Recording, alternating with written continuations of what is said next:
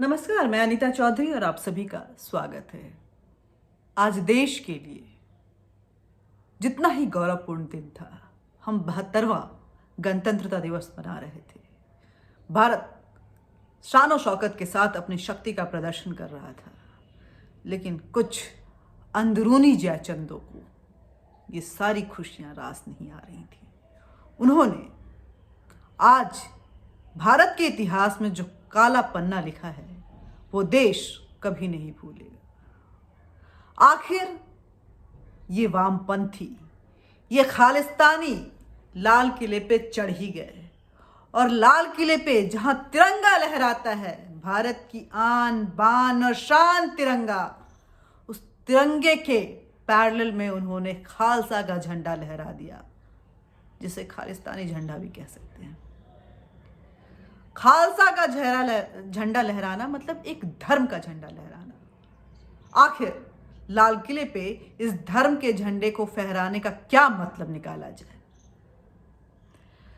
दंगा, फसाद, हंगामा भरपूर तरीके से हुआ और पूरी तैयारियों के साथ हुआ, और जिस तरह से भारत के इस खुशहाल दिन को एक गमगीन दिन तब्दील करने में कुछ किसानों ने अपनी भूमिका निभाई है, इस देश का नागरिक उसको माफ नहीं कर पाएगा। अन्नदाता के नाम पे आप सिंपैथी लेते रहते हैं, किसान है इस नाम पे, पूरी संवेदनाएं देश की आपके साथ होती है, लेकिन आपकी भी जिम्मेदारी है इस देश की तरफ। मैं उन नेताओं की बात नहीं कर रही, राकेश टिकैत डकैत और योगेंद्र यादव देशद्रोही, बाकी जो नेता है हनमुल्ला, पता नहीं क्या क्या नाम है उनका,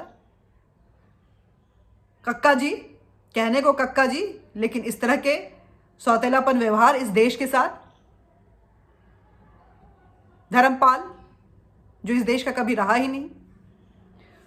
इन लोगों ने मिलकर जो एक बुनियाद रची थी, उसमें कुछ किसान भी शामिल थे जो चुपचाप मूक दर्शक बनके उनका साथ निभा रहे थे।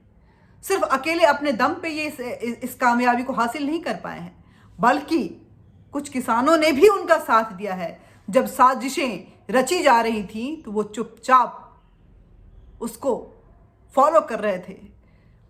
लाल किले पे खालसा का झंडा फहराना है, ये बात पहले से ही तय थी, और ये वहां पहुंच के उन्होंने कर दिया, ऐसा कुछ भी नहीं था। वहां पहुंचना ही था, क्योंकि वीडियो ऐसे भी आ चुके हैं जिसमें बोला कहां जा रहे हो, बोलता है लाल किला जा रहा हूं। ये तैयारी पहले से थी। देश के आन बान शान को खराब करने की तैयारी पहले से थी। और राजदीप सरदेसाई, पंकज झा जैसे पत्रकारों से मैं पूछना चाहती हूं, पंकज झा ट्वीट करते हैं कि पुलिस लाठीचार्ज कर रही है, उस विजुअल को ट्वीट करते कि एक पहलू ये भी है। अरे क्यों नहीं ट्वीट, गोली मार देनी चाहिए थी। जहां देश के तिरंगे के साथ इस तरह का खिलवाड़ किए जाने की मंशा हो, वहां तो गोलियां भी चलाई जाए तो कम है। पंकज झा जी, राजदीप सरदेसाई एक ट्वीट किए हैं जिसमें उन्होंने एक 45 साल के एक सिख के मरने पे अपनी संवेदना जताई है और बोला है कि ये सरकार जो है वो आताताई सरकार है और देश उसको कभी माफ नहीं करेगा। अरे वो जो चला रहा था ट्रैक्टर, आपने देखा राजदीप सरदेसाई जी ने? राजदीप सरदेसाई, आपने देखा कि वो किस तरह से चला रहा था? उसकी ट्रैक्टर पलटी हुई है, उसके हाथ में खालिस्तानी लिखा हुआ कड़ा है, वो जो कड़ा पहने हुए है उसमें खालिस्तान लिखा हुआ है। आप किस तरह की बातें कर रहे हैं? राजदीप सरदेसाई, शर्म करो। कितने देशद्रोहियों वाले ट्वीट्स करोगे? अब तो गालियां भी तुम्हारे लिए कम पड़ने लगी हैं राजदीप सरदेसाई।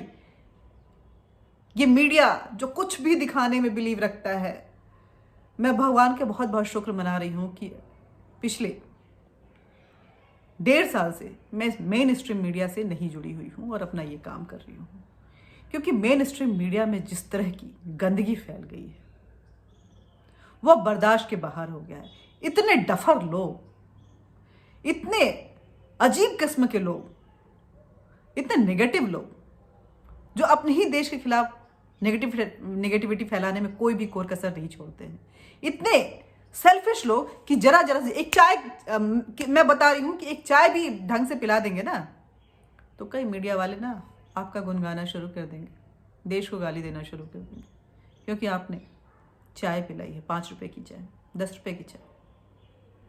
ये औकात है आज के मेन स्ट्रीम मीडिया के कुछ पत्रकारों की। ये मैं बोल रही हूँ और ठोक के बोल रही हूँ। मैंने देखा है कि किन किन चीज़ों के लिए ये सो कॉल्ड मीडिया कर्मी जो अपने आप को बहुत बड़े जर्नलिस्ट बोलते हैं वो कहाँ कहाँ जाके झुकते और चाटते हैं। मैंने देखा है और मुझे खुशी है कि मैंने छोड़ दी वो इंडस्ट्री जहाँ इस तरह के विजुअल्स, इस तरह की खबरें, इस तरह की चीज़ों सा मुझे रोज़ रूबरू सामना करना पड़ता था। मेरा दिल कचोटता था, ऐसा लगता था मैं कैसे रोकूं इन चीज़ों को, लेकिन रोक नहीं पाती थी। Media needs a revolution. इस देश की मीडिया सबसे बड़ी आताताई है, सबसे ज़्यादा नेपोटिज्म यहाँ पे, सबसे ज़्यादा क्रॉनी कैपिटलिज्म यहाँ पे, और सबसे ज़्यादा नीची गिरी हुई हरकतें करने वाले लोग यहाँ पे हैं। ये मैं बोल रही हूँ, जिसको जो बोलना है कर ले मेरे लिए। मैं नाम लेके बोल सकती हूँ,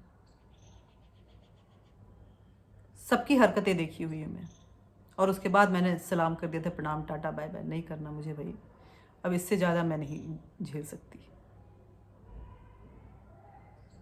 ये मेन स्ट्रीम मीडिया है जो स्क्रीन पे जब लड़कियों के लिए बुलंद आवाज़ें करता है, जो व्यक्ति जितना बुलंद आवाज़ कर रहा होगा आप समझ जाइएगा कि अंदर से वो इतना ही पजामे का ढीला होगा। मैं बोल रही हूँ, गंदगी है वहाँ बहुत ज़्यादा, आप इमेजिन नहीं कर सकते कितना। खैर, मीडिया की बात नहीं करेंगे, ये किसी और दिन कर लेंगे। आज हम किसानों की बात करेंगे। तो आखिर किसानों ने देश के तिरंगे को की शान में बट्टा लगाते हुए खालसा पंथ का तिरंगा जो है, खालसा पंथ का झंडा जो है, उन्होंने लाल किले पे फहरा दिया, बड़ी तैयारी के साथ फहराया। वहाँ पे निहंगों ने बाकायदा तलवार चलाते हुए पुलिस वालों को पीछे रखा और वो व्यक्ति ऊपर चढ़ा और तिरंगा लहराते हुए तिरंगे की शान में बट्टा लगाते हुए खालसा पंजाब सिख धर्म का जो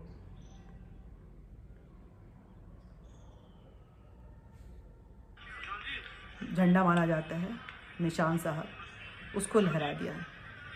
बहुत अच्छी बात है, आपने लहराया, आपने कुछ सोचा ही होगा, इस देश के लिए आपके कितना सम्मान है। लेकिन ये जो हुआ इससे ज़्यादा गंदगी और कुछ होगी। ये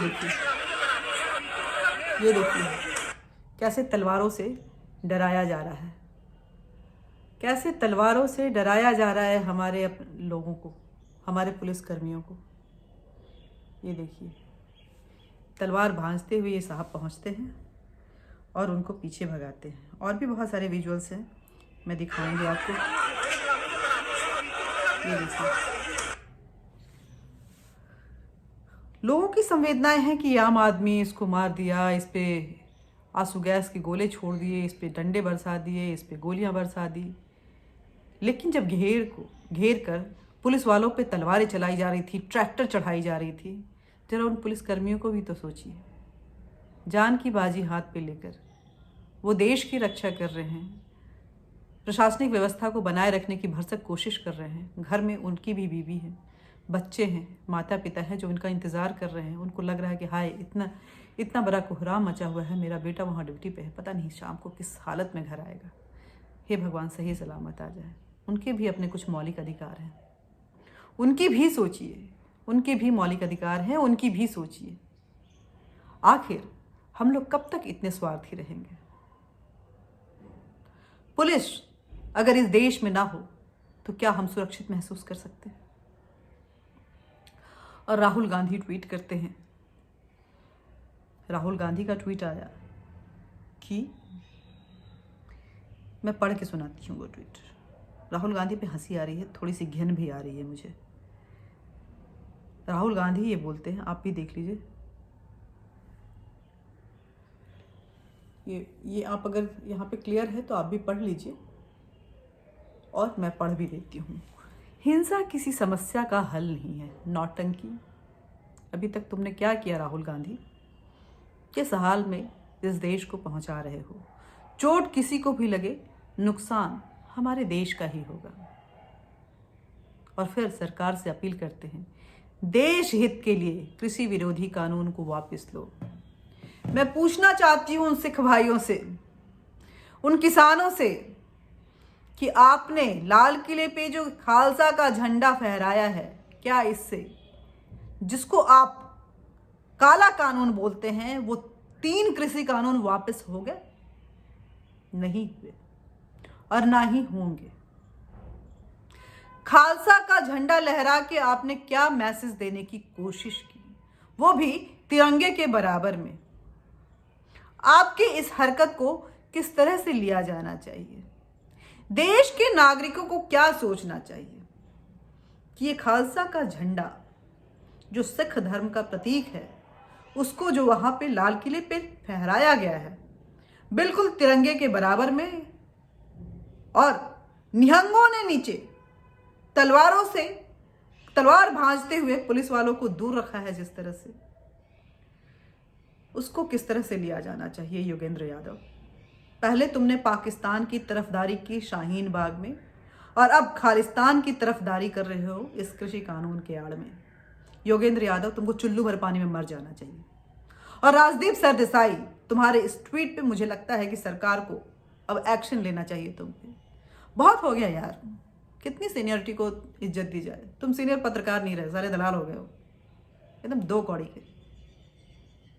शर्म नहीं आती इस तरह के ट्वीट करते हुए? पंकज झा जी, आप एबीपी से हैं, लोग बोलते हैं आप काफी समझदार पत्रकार हैं, लेकिन ये ट्वीट करके आप क्या साबित करना चाहते हैं? एक पहलू ये भी है, वो पहलू कब बना, कैसे बना, स्थितियां क्या थी, उसके पहले का मंजर क्या था? पंकज झा जी, इसका भी जवाब देना चाहिए आपको। पत्रकार हैं तो जिम्मेदारी और जवाबदेही भी तय कीजिए अपनी। दरअसल मसला क्या है कि इस देश का कोई भी व्यक्ति अपनी अकाउंटेबिलिटी को तय नहीं कर पा रहा है। पिछले 6 साल से जिस तरह से इस देश को चरमराने की कोशिश की जा रही है, क्योंकि एक राष्ट्रवादी सरकार आई हुई है जो नेशनलिज्म पे बिलीव करती है, वो थोड़ा बहुत हिंदुओं की भी सुनती है, तुष्टीकरण की राजनीति नहीं करती है, और चाइना के पैसे पे एंजॉय नहीं करती है। उसको अपने किसी भी फाउंडेशन के लिए चाइनीज फंड की जरूरत नहीं पड़ती है।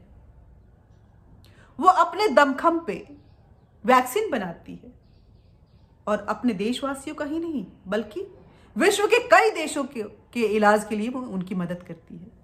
वो चाइनीज वायरस से लड़ने में कामयाब होती है, और दूसरे देशों को भी इस कामयाबी में की सहभागिता बनाते हुए उनकी मदद कर रही होती है। अपने पड़ोसियों को लाख कुछ डिस्प्यूट हो, लेकिन उसको दरकिनार करते हुए जब जरूरत होता है तो उसकी मदद करती है। ऐसी है ये राष्ट्रवादी सरकार। देश को इस पे फक्र होना चाहिए। आज भले ही चीन अंदर घुस आया हो, लेकिन ये सरकार, हमारी सेना इस सरकार की निगरानी में लड़ रही है। वो जमीन दान नहीं दे रही है, जैसा कि 2012-13 में दौलत बेग ओल्डी में हुआ था। याद होगा राहुल गांधी आपको क्या हुआ था? डिफेंस मिनिस्टर AK एंटोनी किस तरह से उस मसले को छिपा रहे थे, सरकार मुंह छिपा रही थी, और विदेश मंत्रालय जवाब देने से कतरा रही थी। नहीं याद है? याद कीजिए। खैर, आपको कोई चीज याद भी नहीं रहती है, क्योंकि आपको इन चीजों से लेना देना नहीं होता है। ये जो इस तरह की चीजें चल रही हैं, ये भयावह हो रही हैं, और अब सख्त कार्रवाई की जरूरत है। हालांकि जिस तरह से वो लाल किले पे पहुंचे हैं, अब उनको निकालना बेहद मुश्किल है। दिल्ली पुलिस ये समझ ले कि आखिर इस चीज से को कैसे हैंडल कर पाई। केंद्र सरकार भी ये समझ ले कि इस मसले को हैंडल करने के लिए आखिर कौन से हथकंडे अपनाएगी, क्योंकि अब ये हाथ से बाहर निकल चुका है। ये परमिशन नहीं देना था मोदी जी, ये परमिशन नहीं देना था। अमित शाह जी, ये परमिशन नहीं देना था। ये मैं डे 1 से बोल रही हूं कि ये जो इजाजत दी गई है ये सबसे बड़ी गलती है। ये उस मानवता के काबिल नहीं थे, ये साजिश करता थे। आपको पहले क्यों नहीं समझ में आ रहा है कि ये साजिश करता है? ये देश को साजिशन खत्म करना चाहते हैं। आप योगेंद्र यादव को खत्म क्यों नहीं करते, उनको गिरफ्तार क्यों नहीं करते हैं? क्योंकि नॉर्थ ईस्ट दिल्ली के दंगे में भी कई वीडियो जैसे आए हैं जहां पे योगेंद्र यादव हैं और वो इंस्ट्रक्शन दे रहे हैं, वो प्रोवोकेटिव स्टेटमेंट देते हुए नजर आ रहे हैं। आप उनको गिरफ्तार क्यों नहीं कर रहे हैं? जो सलमान खुर्शीद बार बार किसानों के बीच में जाके उनको खाना खिला रहे थे, क्या आपको पता नहीं है कि शाहीन बाग आंदोलन जब चल रहा था तो सलमान खुर्शीद वहां पे क्या रोल अदा कर रहे थे? क्या ये इनपुट आपके पास नहीं है अमित शाह जी? आप प्लीज सलमान खुर्शीद के खिलाफ भी एक्शन लीजिए, जो एक छोटे से बच्चे को ये सिखा रहे थे कि हमें चाहिए आजादी। और अमित शाह और देश के प्रधानमंत्री को गालियां जब वो बच्चा दे रहा था तो वो मुस्कुरा रहे थे। प्लीज अमित शाह जी, गृह मंत्रालय आपके पास है, इंटरनल सिक्योरिटी आपके पास है, आप एक पुख्ता कदम उठाते हुए, एक कठोर कदम उठाते हुए इस देश में जो शांति की स्थापना की जा सकती है प्रशासनिक तौर पे, उसको स्थापित कीजिए। सुप्रीम कोर्ट से मेरी गुजारिश है, फिर एक बार गुजारिश, मैं बार बार गुजारिश कर रही हूं, सुप्रीम कोर्ट अपनी जो जिम्मेदारी है इस देश की आम जनता की तरफ उसको तय करे।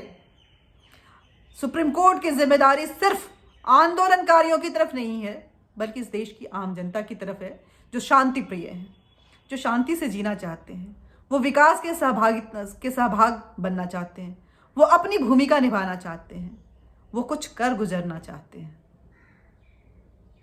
आज बेहद आहत हूं, गमगीन हूं। मेरे देश के गौरवपूर्ण दिन में आज जो खालसा झंडे को लाल किले पे लहरा के तिरंगे को छोटा करने की कोशिश की गई, ये मेरे दिल में चोट पहुंचा रहा है। और मेरे ही नहीं, मेरे जैसे न जाने कितने ही भारतीयों के दिल में ये चोट पहुंचा रहा होगा। उन सब की तरफ से, इस देश की सरकार से, इस देश की प्रशासन से, इस देश की न्यायालय से गुजारिश है, हमें भी इंसाफ चाहिए। इंसाफ के हकदार हम भी हैं, हमारे भी अधिकार तय किए जाएं, क्योंकि इस देश में हमारा भी कुछ अधिकार है। नमस्कार।